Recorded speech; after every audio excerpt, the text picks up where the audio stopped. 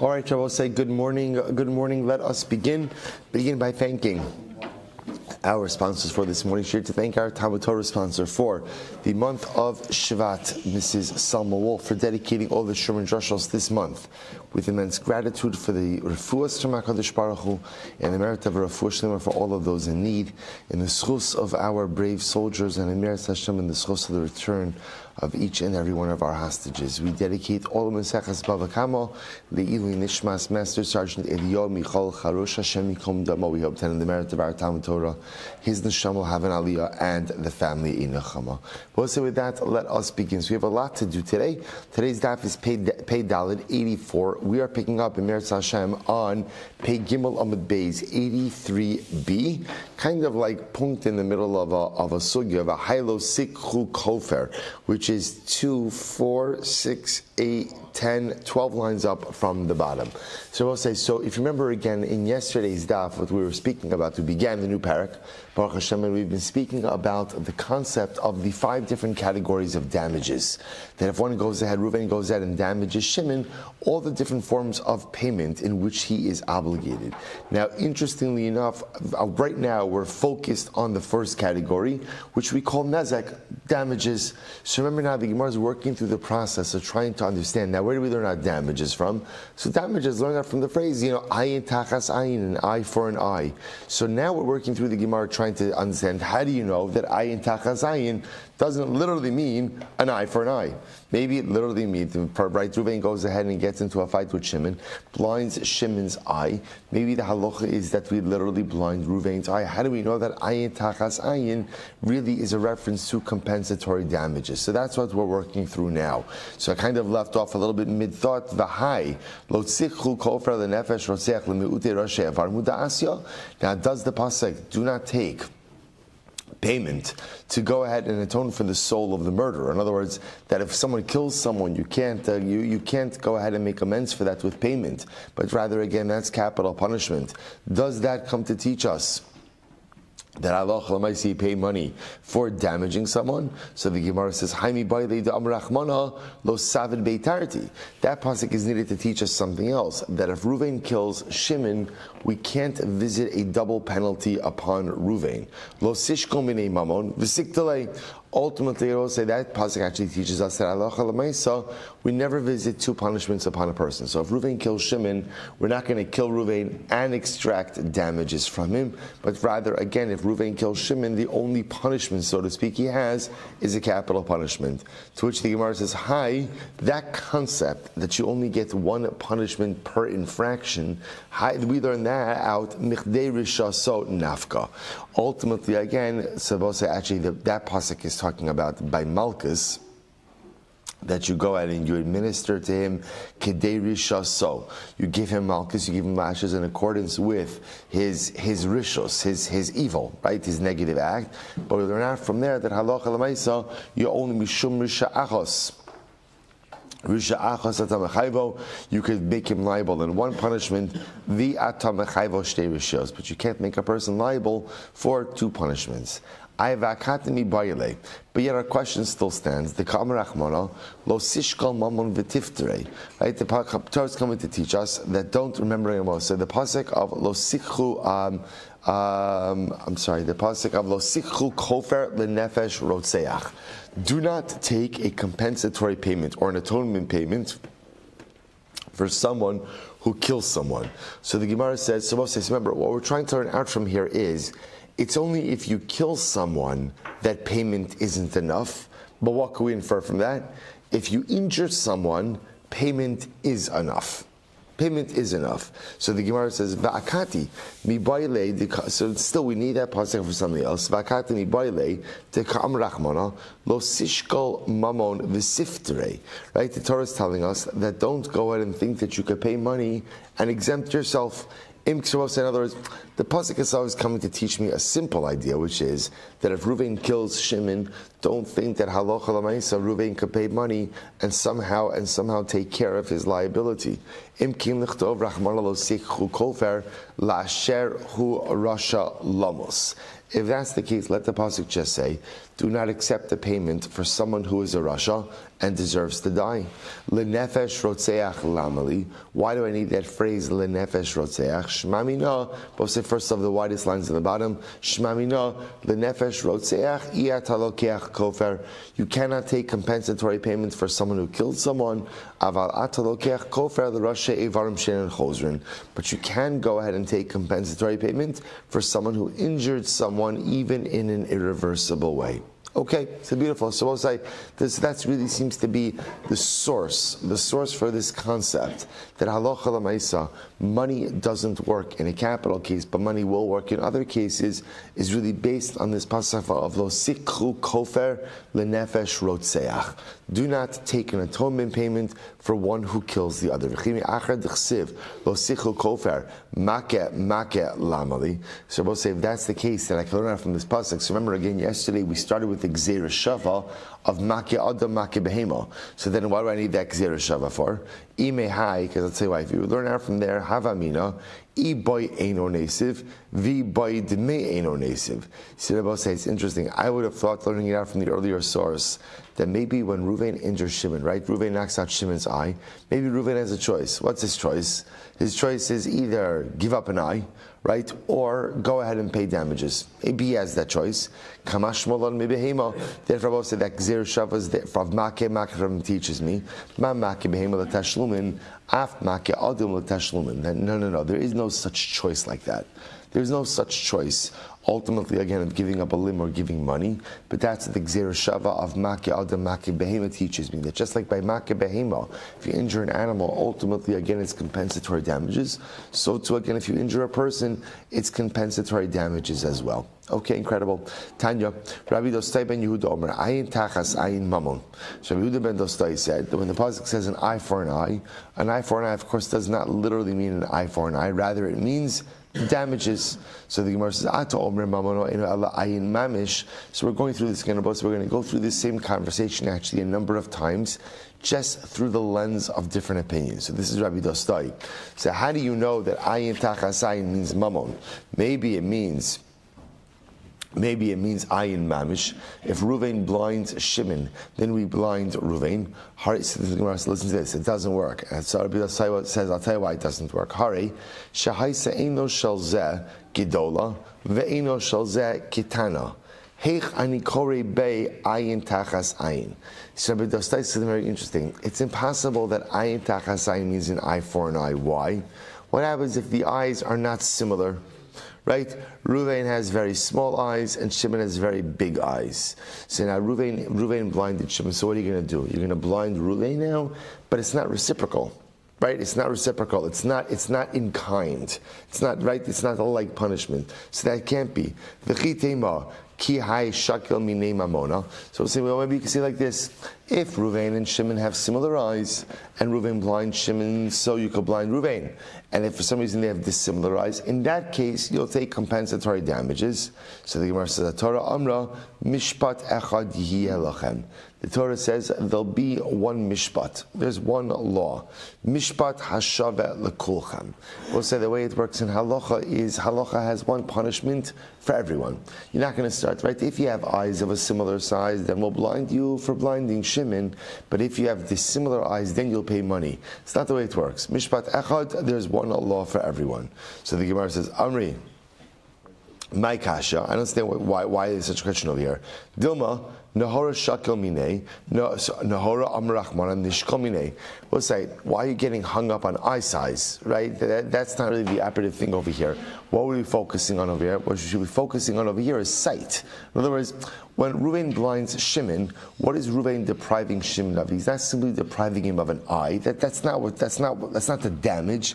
The damage is vision.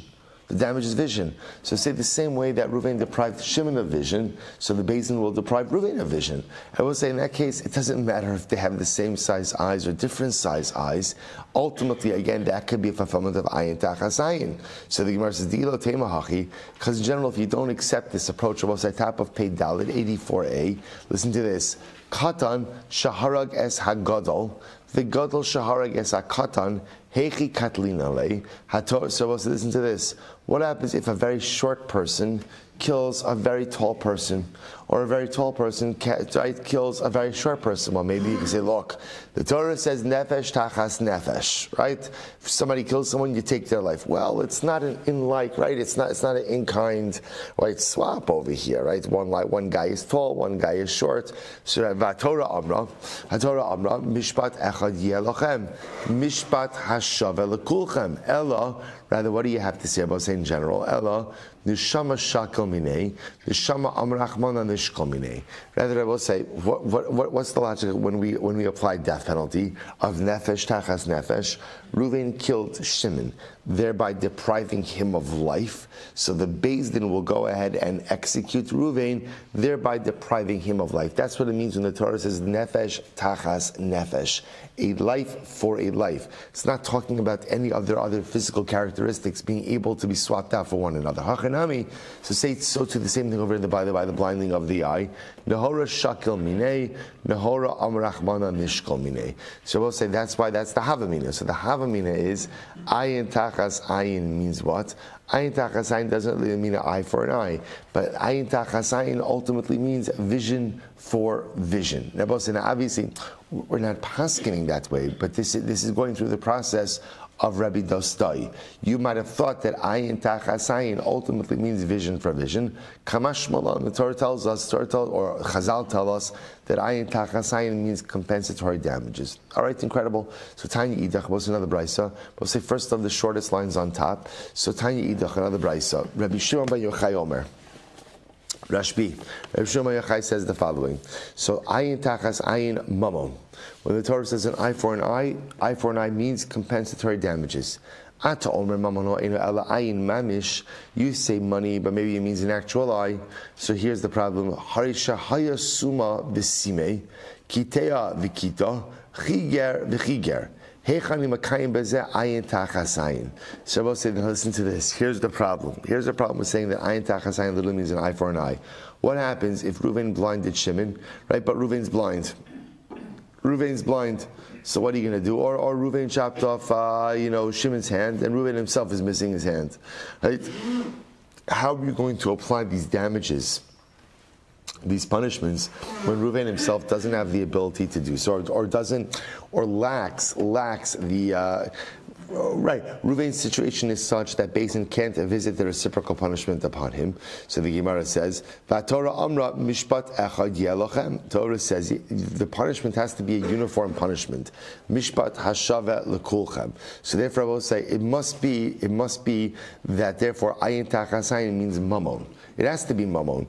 But right, because if it's not mamon, if it's not money, and it's literally an eye for an eye, that would mean that there are cases where you could not administer the punishment.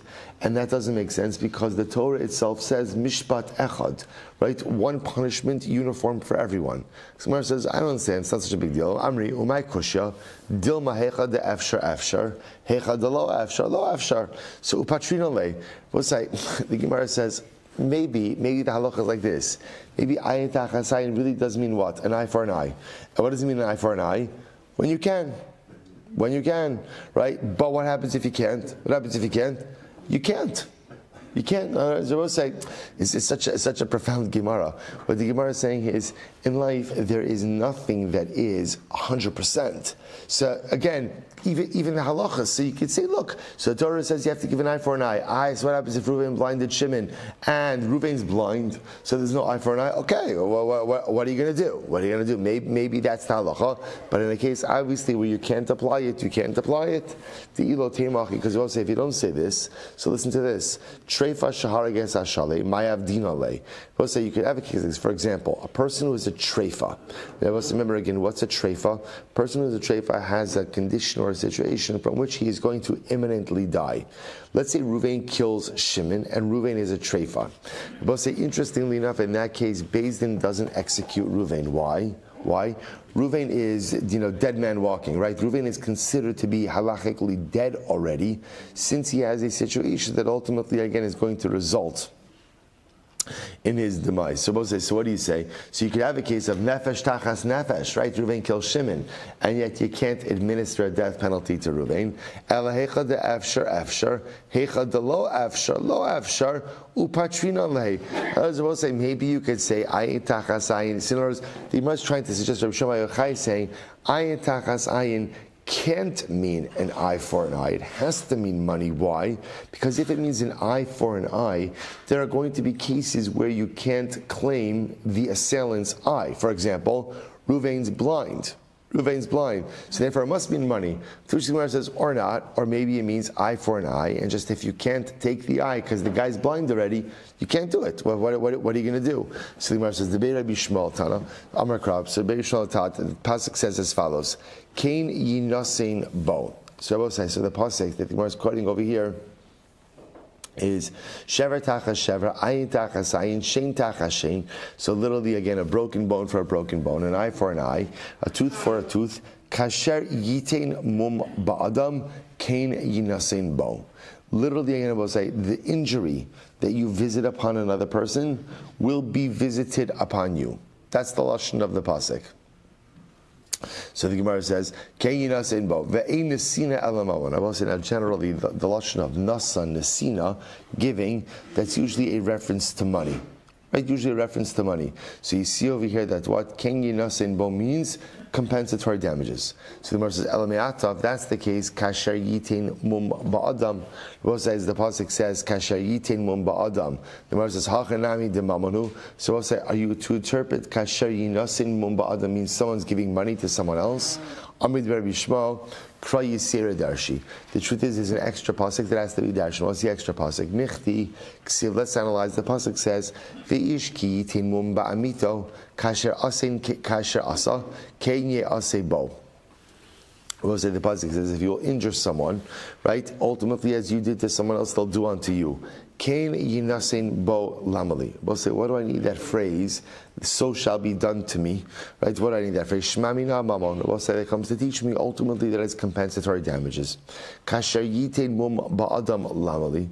Why do I need that entire phrase? Kasher yitin mum ba'adam.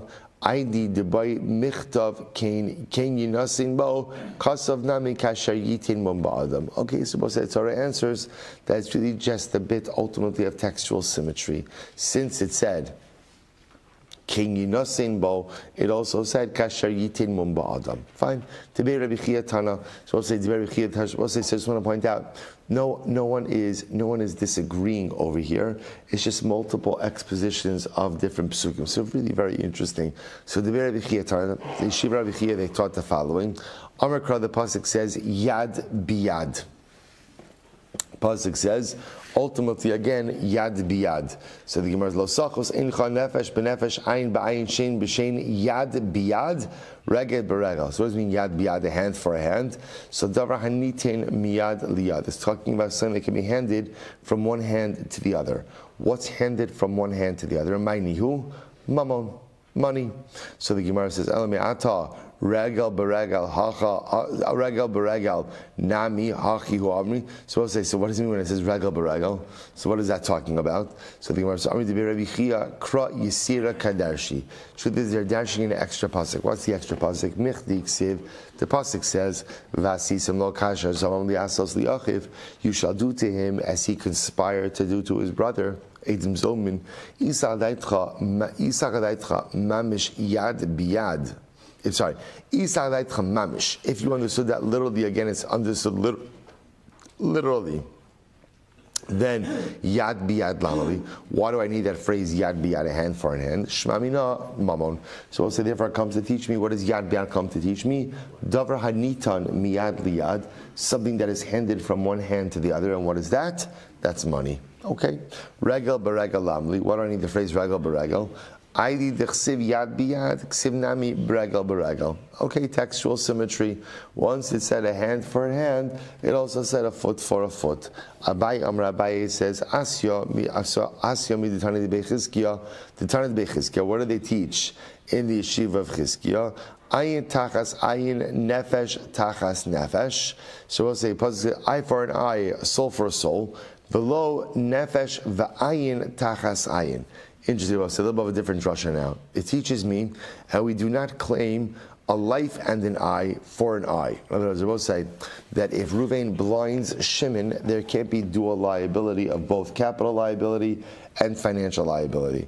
And if you understand that ultimately, again, ayin tachas ayin literally means a life for a, so literally we'll take your eye. Take your eye for an eye. So the Gemara says, Zimnin de mishkachas la ayin v'nefesh tachas ayin. So they both say, if ayin tachas ayin would literally mean an eye for an eye, then it could be that sometimes if Ruvain goes ahead and blinds Shimon, and we end up blinding Ruvain, it could be that in the process of blinding Ruvain, he dies. He dies as a result, whatever it is, as a result of the trauma, as a result of the pain, as a result of the procedure, in which case it could turn out that Ruvain is getting a double punishment of ayin and nefesh, loss of an eye and loss of a life, for one injury visited upon Shimon. So the Gemara says, the bahadi da avirle, because sometimes in the process of blinding Ruvain as punishment for blinding Shimon, nafkale nishmase, ultimately Ruvain dies. Ruvain dies. Umay kusha. So why is this? What's the question? Dilma meimad abdinale. So we'll say no. It could very well be that before we blind Ruvain, what do we do? We send him for a physical. I will say in general, Beis Din does this before visiting any physical punishment upon a person. There was a court physician, and the court physician decided, right, this is Gemara Maseches Makos, that again, if a person was liable to lashes, so if court physician would give him the physical and say, okay, this guy could handle 39 lashes, the maximum, or he could handle 13 lashes. You know what? They would assess him. So maybe before we go ahead and we blind Ruvain, the court physician has a look at him and decides what he can handle or what he can't. So the Gemara says, maybe not Dinan. If he's able to handle the blinding, then we'll blind him. If he's unable to handle the blinding, then we won't blind him. Now, if the court assesses that he is capable of surviving the blinding process, and what happens? The nafak ruche, but he ends up dying. In other words, we'll say sometimes, again, it could either be that the doctor was wrong, or it could just be that he just had some unanticipated reaction. If that's the case, imayas lemos. Okay, if he dies, he dies. We're not at the risk of sounding indifferent, right? But if he dies, he dies. So the Gemara says, "Mi lo tanan." Did we not learn? Gabi Malkus. Also, we have a parallel case by Malkus. Listen to this. Amduhu. So we'll say, let's say that the court physician assessed Ruvain, and assessed him that he can handle, whatever it is, 25 malchus, 25 lashes. And what happens? Umeis tachas yodo, and he died during the administering of those lashes. Pater. Others will say, this is an important yisod in general, right? That even that as advanced as medicine may be, there are no guarantees for anything. So that's always been true. That's true. That was true in times of the Gemara. It's true now. There's not a guarantee for anything. So therefore, we see this concept that as long as there was a responsible evaluation of the person, if he ended up dying, he died. To which the Gemara says, Rav Zvid, so the Gemara says, Rav Zvid Mishaydi Rava Amar Kra. So we'll say fine. So therefore, we're just going through each of these expositions, each of these drushes, and I will say at the end of the day, so the Beit Chizkiah happened to be a little bit different than the ones before, because everyone before was really still focused on this whole idea that ayin tachas ayin means compensatory damages. The Beit Chizkiah is a little bit different. The Beit Chizkiah is saying ayin tachas ayin means an eye for an eye, but not an eye and a life for an eye. Okay, so the Gemara goes weiter. So the Gemara says, Rav Zvid Mishmei de Rabba Amar. Rav Zvid, the name of Rabbi, said as follows. Obviously, the Gemara says, Amar Kra, the pasuk says, Petza tachas petza. So we'll say literally again, an injury. A petza is an injury, right? So again, an injury for an injury.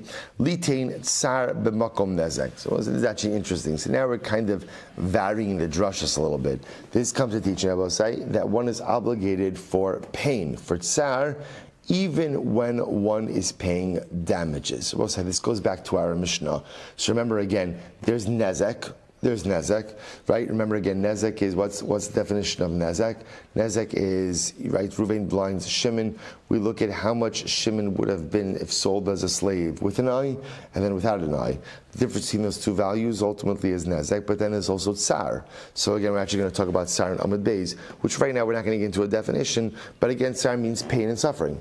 pain and suffering. So this is interesting. So therefore, again, debate. So Rav Zvid, saying of Rabbi, that petza tachas patza, ultimately again teaches me that one is obligated for tsar, a payment for pain and suffering, even though one is already paying damages.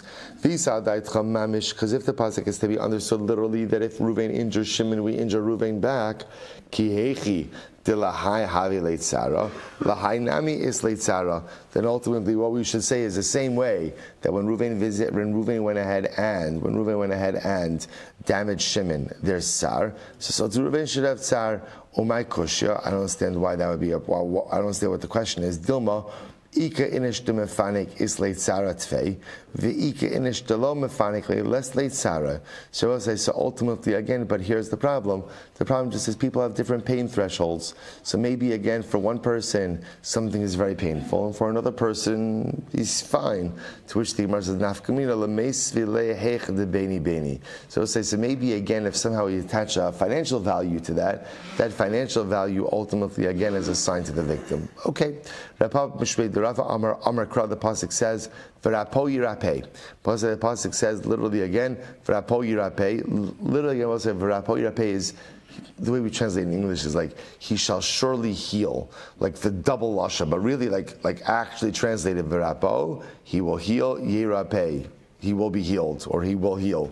So the Gemara says, "Litin refuah b'makom nazak." That comes to teach Yabosai that when Ruvain damages Shimon, not only is Ruvain chayiv in damages, but Ruvain is also chayiv in ripui, in doctor bills, medical bills. So the Gemara says, "Mamish." Now, if you understood that ultimately again, ayin tachas ayin means actual eye for an eye, so we should say kihechi dehai by asye. Just like this one needs healing, i.e. Shimon, the injured party needs healing. So too hainami by asye. So Rabbi say we should injure Shimon, injure Ruvain, the perpetrator, and he should also require healing. To which the Gemara says, "My kushya dilma ika de salik bisrahai, the ika delos salik bisrahai." Both say people are different in that regard. Some people heal faster, some people heal slower. Lamay nafkamina. I will say, so what difference would this make? Lamesav lei hech de beni ubeni. So I will say, it could very well be that differential is somehow translated into money, and ultimately again assigned to the victim. Both say first of the widest lines. Ravashi says, Asya tachas mishar. So Ravashi says, we make a gzera shava ultimately again of tachas from shar. Ksif hach, it says over here, ayin tachas ayin, says over here an eye for an eye. Uksiv hasam shalim yeshalim shar tachas hashar. Okay, now it seems like we're getting somewhere. So then the pasuk also says, you shall pay an ox for an ox. So what's the ox for an ox? I go ahead and I damage Ruvain's ox. Ultimately, again, I have to give him a new ox. Or whatever, take care. Give him a new. We'll call it a new ox. So the Gemara says, "Mala halan mamon, afkan mamon." Just like tachas by behema is referring to compensatory damages, so too over here, ayin tachas ayin is also referring to compensatory damages. The Gemara says, "My chazis." I don't understand. My chazis. The yalf is tachas mishar, nelif tachas mi adam. Why learn out tachas? Why learn out gzer shava of tachas from shar? Learn out tachas from adam. What's the tachas from adam? V'nasata nefesh tachas nefesh. Mal halon mamish afkan mamish. I will say just like nefesh tachas nefesh is will say represents capital punishment. So too maybe ayin tachas ayin means what? Literally an eye for an eye. In other words, we'll say, so here's what's interesting about this, is that we have two different possibilities. The Gemara wanted to suggest over here, or I should say Rav Ashi wanted to suggest over here, that the Gzir Sheva of tachas. There's ayin tachas ayin, shar tachas shar. Just like everyone agrees that shar tachas shar. Right? If I go ahead and I kill Ruvain shar, I have to give him a new shar. It means compensatory damages. So to ayin tachas ayin means compensatory damages. Maybe not. Gemara says there's another tachas, nefesh tachas nefesh. Just like nefesh tachas nefesh means a life for a life, literally, capital punishment. So too maybe ayin tachas ayin literally means an eye for an eye. To which the Gemara says, Malalan mamish avkan mamish amri danin ezikin min ezikin vein danin ezikin mimisa. Rabbi say because we'd rather go ahead and extrapolate damage cases from damage cases and not damage cases from capital cases. Meaning what? So Rabbi say ayin tachas ayin and shar tachas shar are both damages, as opposed to nefesh tachas nefesh, which is capital. It's a capital case. So we'd rather go ahead and learn out Nezikin from Nezikin, and ultimately, again, not from nefashos, not from capital cases. Adrabah, I can say just the opposite. Danin adam me adam ve'in danin adam me behema. As I will say, here's the difference. Ayin tachas ayin and nefesh tachas nefesh are both talking about things done to other people. Shar tachas shar is about animals. So maybe I'm better off making the Gzeir Shava ultimately again from other psukim dealing with people and not from animals. To which the Gemara says, Ela Amar Rav Ashi, mitachas asher ina yalifla. Yalifle, Adam unazikin minazikin. So I'll say, so ultimately again, you can learn it out from tachas asher ina. So I'll say, so remember again, the pasuk over here is talking about if a man violates a nara. If a man violates a nara, so the pasuk says tachas asher ina, because he has afflicted her, he's violated her. Therefore, again, there's compensatory damages that he is obligated to go ahead and pay it to her. Now, both say, now what's the beauty of that pasuk, so to speak? The beauty of that pasuk is it's a tachas by Adam, and it's by damages, and it's by nezikin. So the Gemara says, you're right. Essentially what the Gemara says is, we can make a gzeira shava of ayin tachas ayin, and we can say, just like it's ayin tachas ayin and tachas asher ina, because he afflicted her, he violated her. Just like tachas, ultimately again by affliction, by the violation, is talking about compensatory damages, so too, ayin tachas ayin is talking about compensatory damages as well. Beautiful. Zimar goes weiter. Tanya, Rabbi Lazar Omer, ayin tachas ayin mamish. Okay, so now this is interesting. Rabbi Lazar comes along and he seems to disagree with everything we've stated up until now. Ayin tachas ayin is literal. Ruvain blinds Shimon, the Beis Din will blind Ruvain. So the Gemara says, really? So the Gemara says, Mamish tachadaitcha, so Mamish tachadaitcha, really? It's ayin tachas ayin is literally an eye for an eye. So the Gemara says, Rabbi Lazar, lesle kichol hani tanoi. So I will say, this was a very long amid. You're telling me again, Rabbi Lazar didn't learn any of it, like he didn't pay attention to any of this, where again, everyone is saying that ayin tachas ayin is compensatory damages. Then now he's coming along and saying, no, ayin tachas ayin means literally an eye for an eye. Amarabba, lomar she'in shamin oso ke'ebed. So I will say, this is fascinating. Rather, what it means is like this: we don't evaluate the damaged party like an eved. Ultimately, again, like a slave. Now, I will say, remember again, let's go back for just a second. If you go with the idea that ayin which is what everybody's saying, that ayin tachas ayin means compensatory damages. Once again, how do you assess damages? Nezek. How do you assess nezek? Right? We look at Shimon, if he was being sold as a slave. We look at him as if he was fully intact, right? Both eyes. How much would he command on the market? And then again, we assess him, his valuation, if he was a slave, if he lost an eye, as a one-eyed slave. A one-eyed slave, what would he fetch? And there I will say, and the difference between those two amounts, that's nezek. Rabbi Lazar apparently takes issue with that form of valuation. That's what he's bothered by. Don't evaluate him as an eved. Amar le Abaye, ela kiman. Ultimately, so I don't say if we don't evaluate him as an eved, so ultimately, again, how do we evaluate him? To which the Gemara says, Ki ben chorin. You should evaluate him as a free man. But I say, this is an incredible Gemara. Ben chorin, mi isli dami. Does a free man have a value? Now I'll say, so this, let's explain what the Gemara is saying, and then let's explain what the Gemara is saying. Right? What the Gemara is saying is like this on a very simple level. We'll say, the only way you could assess the value of a person, right, the subjective value of a person, all right, is ultimately, again, what they would command as a commodity. That's it. So a quote-unquote the ben chorin cannot be evaluated as a commodity. Only an eved could be evaluated as a commodity. So that's what the Gemara means when it says that ultimately, again, a ben chorin doesn't have a value, an eved does have a value. So Rabbi will say, if you think about this, however, like on a deeper hashkafic level, Rabbi will say, such a profound statement. Only an eved, only someone who commits himself to a master, only someone who commits himself to something bigger than himself, only someone who commits himself to a life of work, to a life of servitude, a person like that has a value. A person who's a ben chorin, I don't answer to no one. I'm responsible for nothing. I don't have responsibility. Ben chorin means you don't have any responsibility. So I'm not responsible for what I do accomplish, what I don't accomplish. I don't bear responsibility for how my life turns out, how my life doesn't turn out. Right? This happens, that happens, whichever the way the wind blows. If you're a ben chorin and you're responsible for nothing, for your own life, for your own self-actualization, you're responsible to no one, to HaKadosh Baruch Hu, to community, to Klal Yisrael, you have no value. You have no value.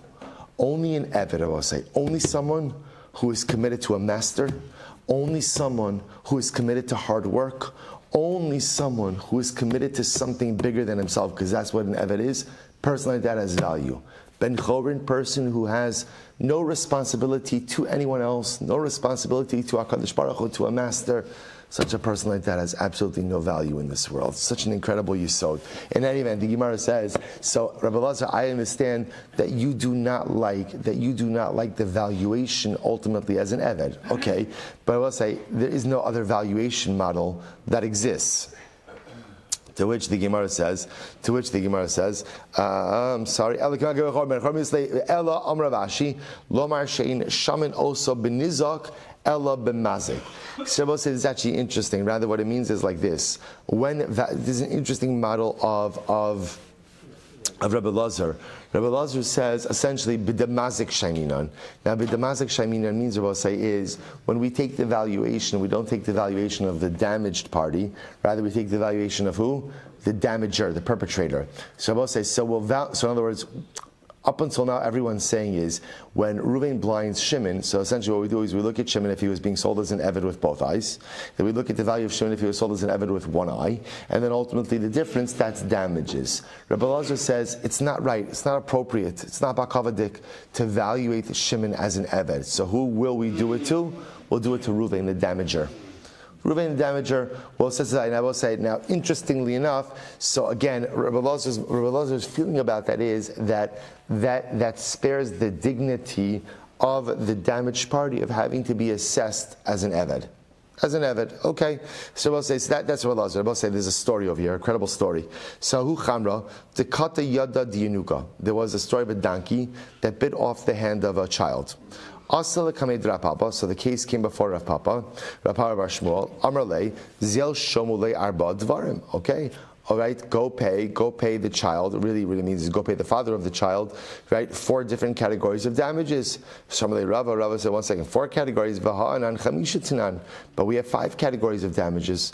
Amrle, Lebar Minezek, Kamina. So Rav Papa says, yeah, again, we'll say when Rav Papa said 4, Rav Papa meant the additional 4. In other words, obviously, you pay Nezek, you pay damages. He meant the supplemental 4 buckets of damages. Amrle Abaye said, 1 second, Vaha Chamarhu, the Chamar Eina Mashalim El Nezek. Now we'll say, now here's the problem. Here's the problem with Rav Papa's ruling.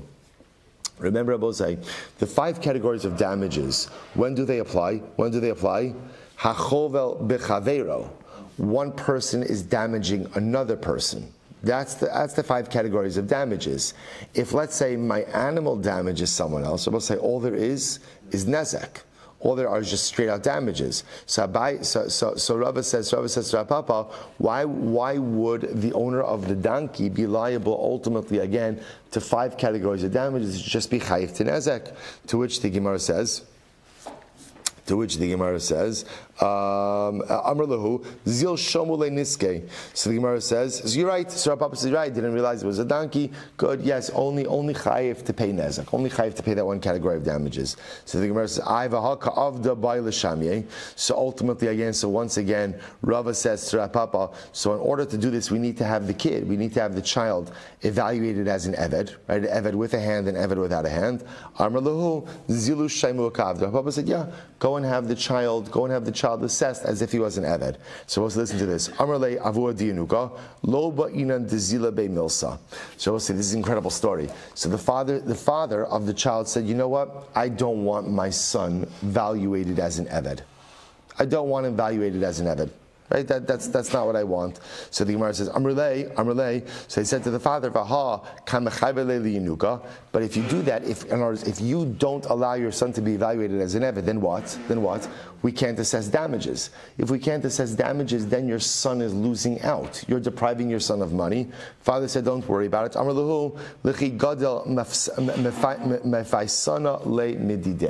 Don't worry about it. When my son gets older, ultimately, again, I will go ahead and give him of my property. I'll give him of my property, right? I'll give my property. Not going on today. I'll give him of my property. So I'll say, so in other words, the father said, I'll pay him. I'll put something away in his trust fund, right? I'll give him money when he gets up, but I don't want him valuated as an Eved.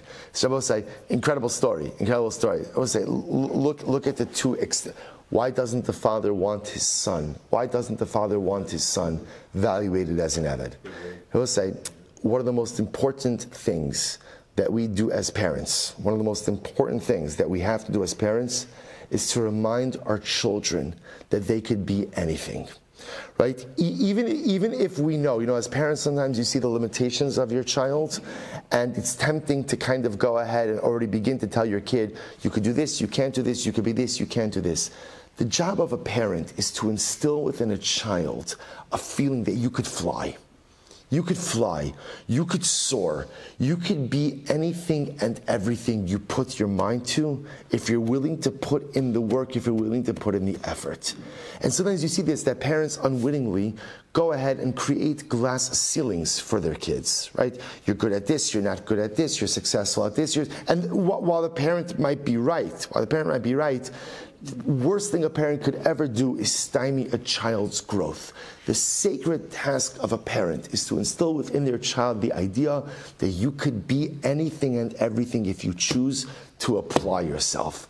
So I will say something so beautiful happening over here. The father says to the Beis Din, I don't want my kid ever thinking that they're an Eved. See, as much as we just extolled the Eved, right, in the previous Gemara, right, ultimately there's a danger in an Eved, right? An Eved has limited options, right? An Eved ultimately, again, is not in control of his own life.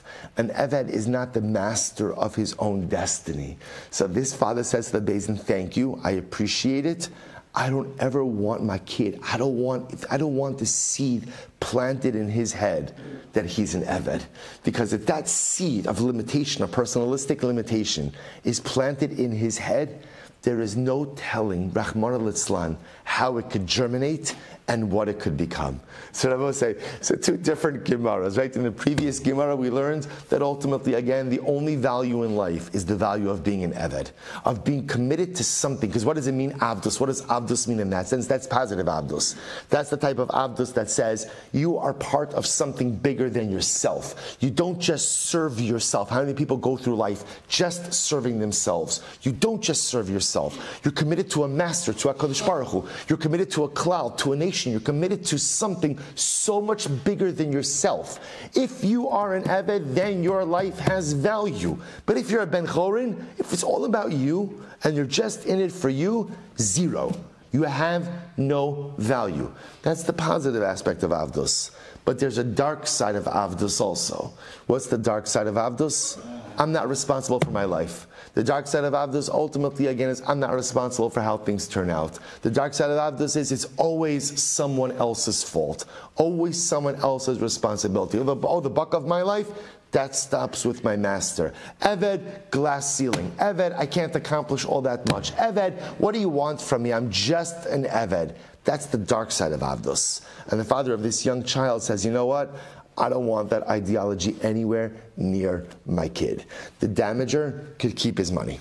He'll keep his money. I'll figure out how to get my kid the money when he gets a little bit older, but never will I allow any seed, any sapling of Avdus to be planted within the personalistic psyche of my child. Incredible. Incredible. The Gemara goes back to there was an ox that bit off the hand of a kid, of a child. So the case came before Rava. So again, you have to assess the child like an eved.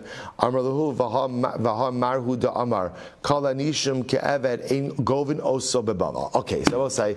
So now this is really interesting. So now, not a new sugya, but a new piece of information.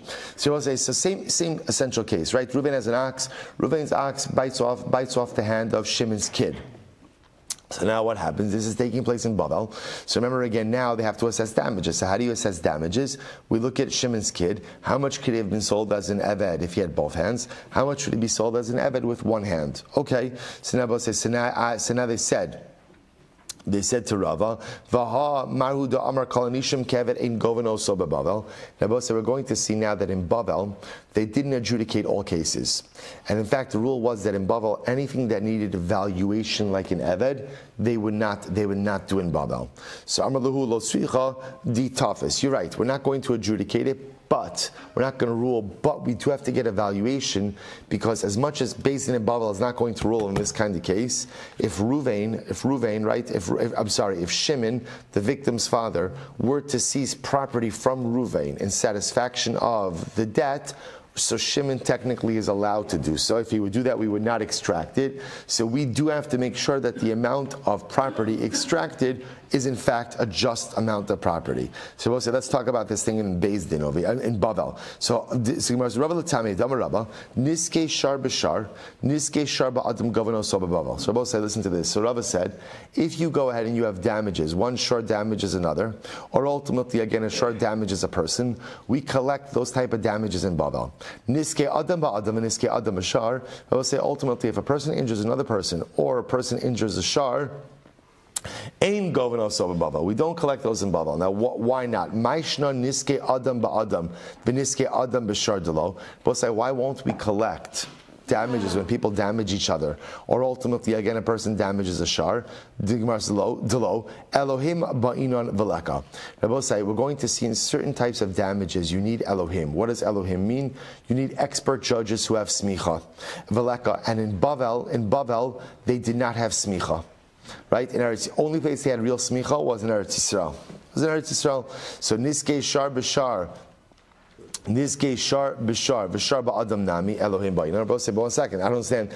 I need expert judges, even in damages of Shar against Shar and Shar against Adam, Amid Beis, V'Leka. So both say, I don't understand. You need expert judges in all of these cases. So I don't understand why you're distinguishing. Elamai Taima Shar B'Shar V'Shar Ba'Adam. So we'll say, so why is it in Bavel? Why is it in Bavel ultimately again that you could adjudicate cases of Shar B'Shar and Shar Ba'Adam? Deshlichu Sayu Ka'avdinan Midi Dahava Ahaudos V'Halvos. Because also listen to this. Because in these cases of Shar B'Shar, right, a damage of ox against an ox, or Shar Ba'Adam, Shar against man, ultimately, again, in Bavel, we let them adjudicate it. Why do we let them adjudicate it? I will say why. Because they are considered to be the shluchim, the emissaries of the court in Eretz Yisrael. It's interesting. In those cases, the judges in Bavel are not acting on their own authority. Rather, they are considered to be the emissaries, ultimately, again, of the Beis Din in Eretz Yisrael. Because it's no different than cases of Hodaos and Halvos. Hodaos and Halvos means someone comes into Beis Din, either with witnesses that Reuven admitted that he owes Shimon $1,000, or Halvos are any cases related to loans. Now, both say you have to adjudicate those cases even in Bavel. Why? Because if you don't adjudicate those cases, then it's going to bring the loan market to a screeching halt. Right? In order to have a loan market, which you need for commerce purposes, you have to be able to adjudicate those cases in Bavel. So the Gemara says, Adam ba'adam ba'adam b'shar nami shlichusai kavdinan. So we'll say, so why don't we just apply this to all cases? And why do we say that in the case of Adam ba'adam Adam b'shar, let them adjudicate it in Bavel, not because they are equipped per se to adjudicate it in Bavel, but rather why? Because they're acting as the agents of the Beis Din in Eretz Yisrael. Midi dehavi hadal savos. Amri, we say kikar min hashlichu sayu b'midi dekimle begavei. B'midi delo kimle begavei lo avdin hashlichu sayu. But say here's really what it comes down to. When do we allow the Beis Din in Bavel to act as the agents, as the emissaries, as the shluchim of Eretz Yisrael? When we're talking about monetary payments that are fixed. But any monetary payments that ultimately require valuations, so valuations, Rabbi say, is a bit more of an intricate process.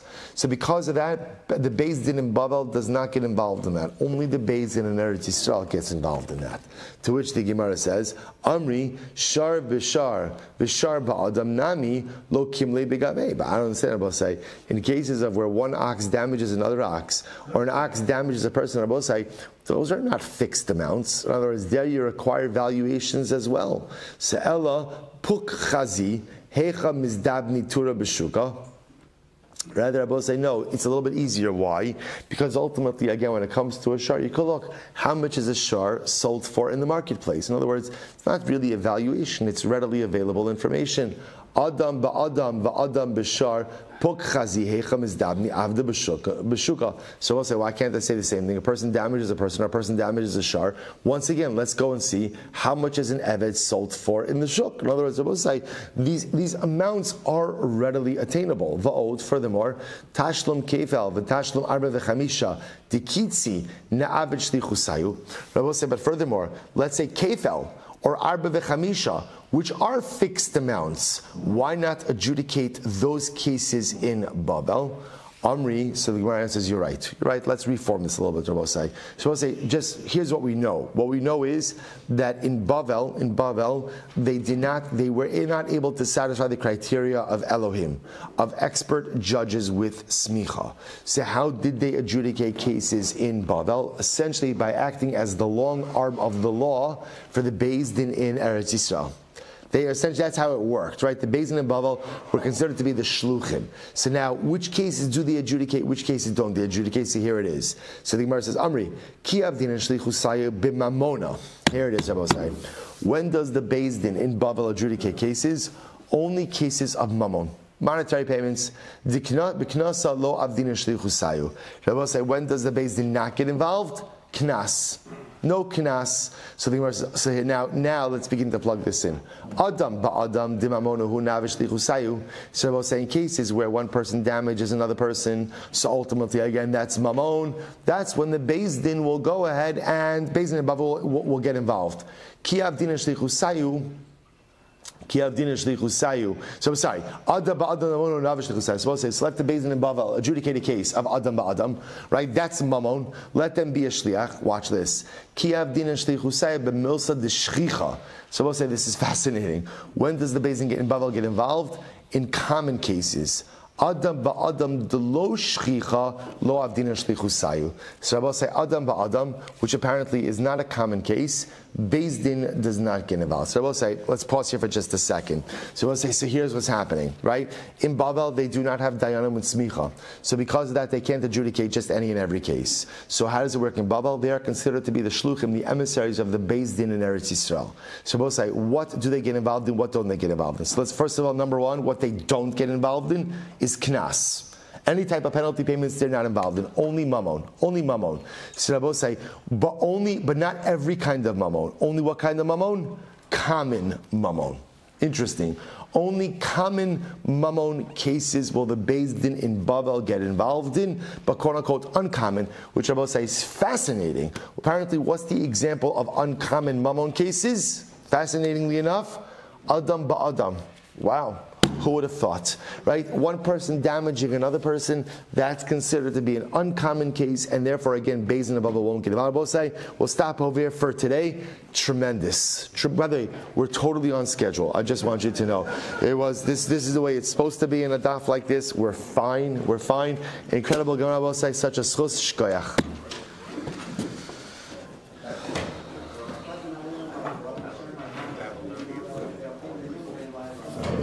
All right, Chav Ranzum, have a great day, everyone.